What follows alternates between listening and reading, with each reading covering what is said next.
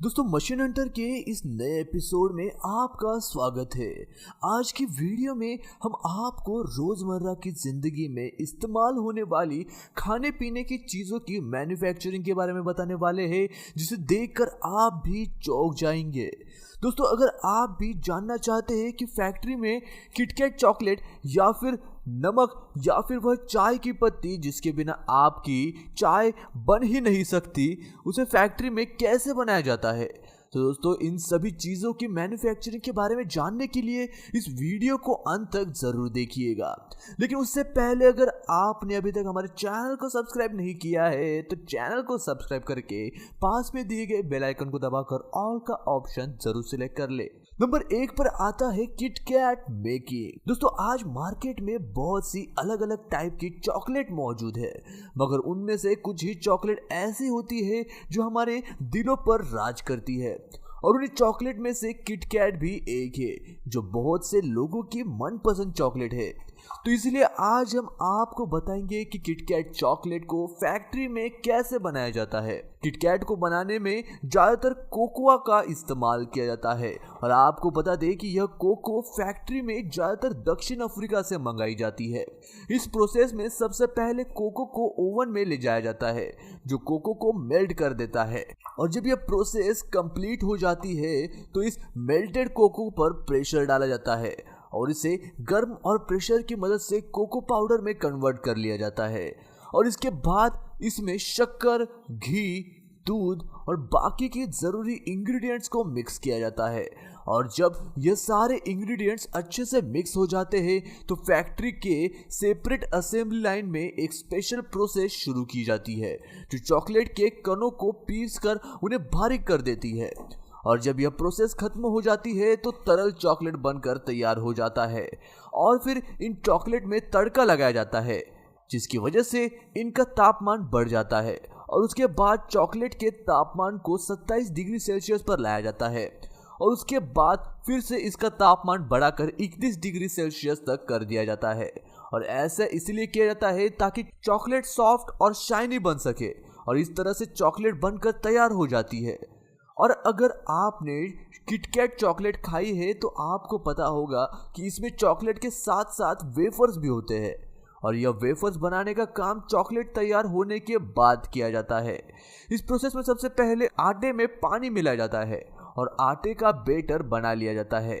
और फिर इसे एक ऑटोमेटिक वॉशिंग मशीन में डाला जाता है, जो बड़ी ही आसानी से वेफर्स बनाकर तैयार कर देती है। और इसके बाद इन वेफर्स का चूरा किया जाता है, और इस चूरे को एक मोल्ड में डाला जाता है, जो इस पर चॉकलेट की लेयर चढ़ा देता है, और फिर इन्हें एक आइस क्यूब जैसे मोल्ड में डालकर क्यूब का शेप दिया जाता है, और फिर इन्हें पैकेजिंग स्टेशन पर भेजा जाता है, जहां ऑटोमेटिक पैकिंग मशीन लगी होती है, जो फटाफट चॉकलेट को पैक कर देती है, और फिर इन्हें बेचने के लिए मार्केट में भेज दिया जाता है। नंबर 2 पर आता है सप्लीमेंट पाउडर। दोस्तों अगर आप जिम जाते हैं तो सप्लीमेंट पाउडर के बारे में तो जरूर जानते होंगे, और जिम करने वाले लोग इस पाउडर का सेवन जरूर करते हैं ताकि उनकी बॉडी तगड़ी और पावरफुल बन सके। मगर दोस्तों क्या आप जानते हैं कि यह पाउडर बनता कैसे है? तो आइए आज आपको बताते हैं कि सप्लीमेंट पाउडर फैक्ट्री में कैसे बनाया जाता है। दोस्तों आपको बता दें कि यह पाउडर जो आपकी बॉडी को फुलाते हैं उनमें ज्यादातर जानवरों की हड्डियों का इस्तेमाल किया जाता है,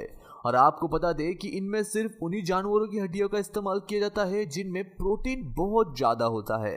सप्लीमेंट बनाने के लिए सबसे पहले इन हड्डियों को एक क्रशर में डालकर उन्हें क्रश करके उसका पाउडर बना लिया जाता है, और उसके बाद उस पाउडर को मशीन में डालकर उसमें लैक्टोज, मिनरल्स, फाइबर्स और एंजाइम्स को मिलाया जाता है, और उसके बाद आखिर में इनमें शुगर मिलाकर इन्हें अच्छी तरह से मिक्स कर लिया जाता है। और आपको बता दें कि इस मिक्सिंग प्रोसेस को थोड़े लंबे समय तक चलाया जाता है ताकि सारे इंग्रेडिएंट्स अच्छी तरह से मिक्स हो जाए, और इस तरह से सप्लीमेंट बनकर तैयार हो जाता है। मगर इन्हें पैक करने से पहले एक बार लैब में भेजकर इनकी टेस्टिंग की जाती है, और अगर ज़रा सी भी फॉल्ट मिलती है तो पूरे लॉट को वापस भेजा जाता है, और जो पाउडर टेस्टिंग पास कर लेती है उन्हें डिब्बों में भर दिया जाता है, और फिर एक कन्वेयर बेल्ट के जरिए इन्हें आगे भेजा जाता है, जहां डिब्बों में ढक्कन को लगाया जाता है, और उसके बाद डिब्बों पर पाउडर बना रही कंपनी अपना स्टिकर लगा देती है, और स्टिकर लगने के बाद इन्हें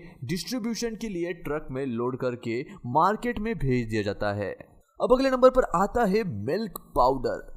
दोस्तों हर किसी ने कभी न कभी दूध पाउडर का इस्तेमाल जरूर किया होगा, लेकिन बहुत ही कम लोग हैं जो इसे बनाना जानते हैं। इसलिए आज हम आपको बता रहे हैं कि इसे बनाया कैसे जाता है। इसे बनाने के लिए सबसे पहले दूध को एक बहुत बड़े कंटेनर में डाला जाता है और आपको बता दें कि इस कंटेनर में बड़ी बड़ी पाइपलाइंस लगी होती है जिनके जरिए दूध को एक चेंबर तक लाया जाता है और फिर इस चेंबर में एक ऑटोमाइजर लगा होता है जिसकी वजह से दूध एक स्प्रे की तरह चेंबर से गिरता है और इस चेंबर का तापमान भी बहुत ज्यादा होता है और चेंबर के अंदर गरम गरम गैस भी छोड़ी जाती है और गरम तापमान और गरम गैस दूध के अंदर मौजूद पानी को भाप बनाकर उन्हें हवा में उड़ा देता है, जिसकी वजह से बचे हुए सभी न्यूट्रिशन जैसे कि प्रोटीन, फैट सब एक पाउडर के रूप में नीचे गिरते रहते हैं और इन्हीं पाउडर को पाइपलाइंस के जरिए कंटेनर में भरा जाता है और इस तरह से मिल्क पाउडर बनकर तैयार हो जाता है। मगर दोस्तों अगर इन्हें बच्चों के लिए बनाना होता है तो इसे एक और प्रक्रिया से गुजारा जाता है जिसमें दूध के अंदर और भी न्यूट्रिशन मिलाए जाते हैं जैसे कि सोडियम, पोटेशियम, आयरन और भी चीजें डाली जाती है जो बच्चों के विकास के लिए जरूरी होती है और उसके बाद काम शुरू होता है इनकी पैकिंग का, जो कि एक ऑटोमेटिक फिलिंग मशीन के द्वारा किया जाता है और डिब्बे भरने के बाद एक कन्वेयर बेल्ट के जरिए आगे भेजे जाते हैं जहां पर इन पर ढक्कन लगाया जाता है और फाइनली मार्केट में भेज दिया जाता है। अब अगले नंबर पर आता है सॉल्ट मेकिंग। दोस्तों खाने में अगर नमक ना हो तो खाने में टेस्ट बिल्कुल नहीं आता। आप चाहे जितना भी मसाला डाल लो लेकिन अगर नमक नहीं होगा तो वह खाना स्वादिष्ट बन ही नहीं सकता और इसलिए आज हम आपको बताएंगे कि फैक्ट्री में नमक कैसे बनाया जाता है। दोस्तों नमक की मैन्युफैक्चरिंग समुंदर के पास में ही कारखानों में सेटअप करके समुंदर से आने वाले खारे पानी से की जाती है। इस पूरे प्रोसेस में सबसे पहले समुंदर के किनारों से रेत की पहाड़े बनाकर खारे पानी को इकट्ठा किया जाता है जिससे कि इंग्लिश में सॉल्ट पैन भी कहते हैं और जब इन सॉल्ट पैन में खारा पानी भाप बनकर उड़ जाता है तो सॉल्ट पैन में जो नीचे बचता है वह नमक होता है जिसे वर्कर्स की मदद से इकट्ठा किया जाता है और आपको बता दें कि यह नमक अभी खाने लायक बिल्कुल भी नहीं होता क्योंकि अभी तक इस नमक में बहुत सारी इम्प्योरिटीज यानी कि अशुद्धियां होती है जैसे कि रेत और कंकड़ और इन अशुद्धियों को निकालने के लिए इस नमक को वर्कर्स द्वारा फैक्ट्री में ले जाया जाता है जहां पर इस नमक को अच्छे से वॉश किया जाता है और फिर इन्हें अच्छे से सुखाया जाता है और जब ये सूख जाते हैं तो इसमें आयोडीन मिक्स किया जाता है और एक बार फिर से इनकी क्लीनिंग की जाती है और फिर एक कन्वेयर बेल्ट पर रख करके इन्हें आगे पैकेजिंग स्टेशन में भेजा जाता है जहां पर वर्कर्स नमक को हाथों से पैकेट में भर के पैकेट को सील करते हैं और जिसके बाद इन्हें गाड़ियों में लोड करके मार्केट में भेज दिया जाता है। अब अगले नंबर पर आता है चाय पत्ती। दोस्तों चाय एक ऐसी चीज है जिसके बिना हमारी मॉर्निंग बिल्कुल भी गुड नहीं होती है और चाय ना मिले तो पूरा दिन अधूरा अधूरा सा लगता है। मगर दोस्तों क्या आप जानते हैं कि आप जिस चाय के दीवाने हैं उस चाय की चाय पत्ती कैसे बनती है? और अगर आप नहीं जानते तो कोई दिक्कत नहीं है क्योंकि आज हम आपको बताने वाले हैं कि चाय की पत्ती फैक्ट्री में कैसे बनाई जाती है। दोस्तों इस प्रोसेस में सबसे पहले बागानों से चाय के पौधे के चाय की पत्तियां तोड़ी जाती है और फिर उन्हें वहां से उठा करके फैक्ट्री में ले जाया जाता है और फैक्ट्री में सबसे पहले इन पत्तियों को 12 से 16 घंटों तक सुखाने के लिए रखा जाता है और फिर इसके बाद इन पत्तियों को कन्वेयर बेल्ट पर रखकर इन्हें एक ऑटो ड्रिलिंग मशीन में डाला जाता है जो पत्तियों को एकदम अच्छे से साफ करने का काम करती है और फिर जब यह पत्तियां अच्छे से साफ हो जाती है तो उन्हें एक रोटर मशीन में डालकर एकदम बारीक किया जाता है बिल्कुल चटनी की तरह और फिर इन बारीक पत्तियों को कन्वेयर बेल्ट की मदद से एक राउंडिंग मशीन तक लाया जाता है जो इन सभी पत्तियों को एक शेप में मोल्ड कर देती है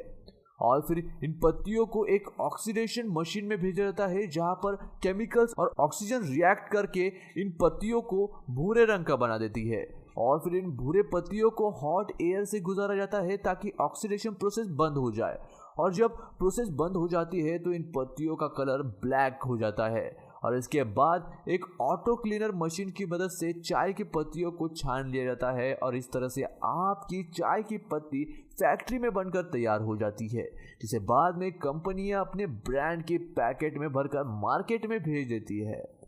दोस्तों आज की वीडियो के लिए बस इतना ही। आपको इनमें से कौन से चीज़ का प्रोडक्शन सबसे ज़्यादा पसंद आया ये हमें कमेंट करके ज़रूर बताइएगा।